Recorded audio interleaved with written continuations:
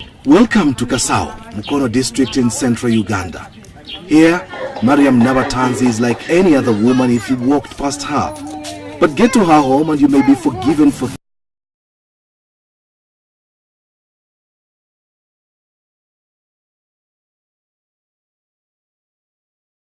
alive today. You heard right, 44 children, all delivered normally. Everything here is done massively with near military precision. 22 kilograms of maize or corn flour, 7 kilograms of beans, 2.5 kilograms of sugar. That's the daily feed for this humongous family. I lost count of how many breads they ate. I'm in the middle of a huge operation, feeding operation. It's like a military operation.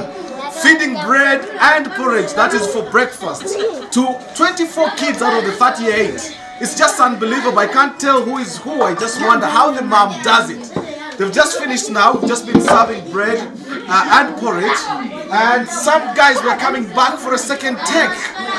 Their mom could recognize and say, you just come for a double, but some would actually get away with it.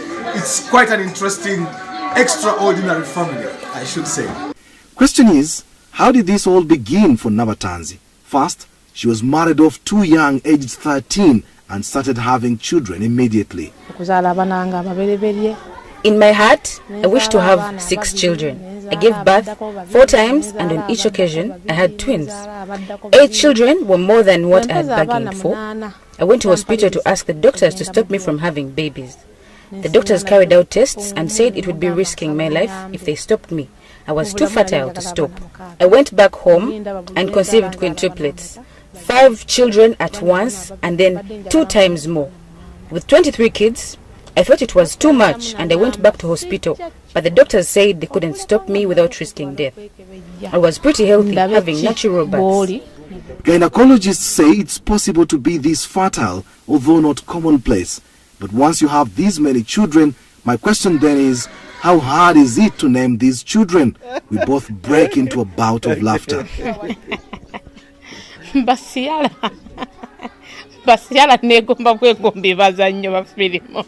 use different names. First, when I started having twins, I bought a book of names. So I'd pick names from there. Then my husband is Catholic and I'm Muslim. So don't be surprised to see a Mohammed, then a Dennis. We'd pick from each side. Then we looked for ancestral names. When the numbers got bigger, I began picking names of my favorite movies, especially Nollywood. I've got Ciara's, Precious Ozokwa, Desmond Elliot, Genevieve Naji, and so on. When you hear this kind of story, you must be wondering where the man responsible for all this procreation is. Well, when I posed this question, Mariam's lead face suddenly turned sad. I have had to put up with a lot. He's tortured me so much. He abused me, beat me up sometimes, and threatened to kill me once. He pays no school fees, nor does he even know what we survive on. Unashamedly, he comes and eats what he didn't leave home. He's not part of these children's lives. Where we are now, I bought with my own money and from doing little jobs here and there. He was in utter shock to learn I'd bought and built this place. Her biggest challenge is looking after these children with an absentee father, foremost of which is school fees and feeding the children.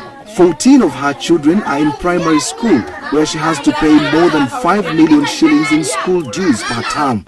This is equivalent to around $1,500. Another 10 children are in secondary school. Some have been forced to drop out of school as the bill spirals out of control. Her dream is to educate all her children so that they may get a better life, not like what she's been through. To fund all this, she learned many skills including cake making, bricklaying, decorations, tailoring, cooking, and herbal medicine. She hates having to beg. There's no end to Mariam Nabatanzi's story. It's powerful, it's captivating. Yet somehow I have to find a way to say goodbye. So what's her message? My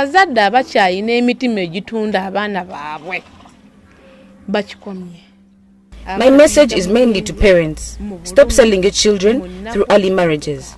We suffer too much while losing out on parental love that can never be recovered. Secondly, To the mothers, do not desert your children as you walk out of marriage. Whatever the case, stick to and with your children. I strongly feel that had my mother not left me, my father would not have married me off young. To the men, please shoulder your responsibilities. Don't leave it to the women. A man puts up a shop for you and they imagine all is sorted. No buying anything anymore at home. You forced us to become like men. Reclaim your status as men. Show us love and let us do our responsibilities. It's hard to hold back my own tears knowing so many examples of what she's referring to. Mariam only sleeps for a maximum of 5 hours a day. The rest of her day is dedicated to the children. It would have been good to know what her neighbors make of her, but time wasn't on my side. But don't be surprised if she's declared the woman with the most number of children in the world from one man. Kasim Kaira, Azam News, Kasao, Uganda.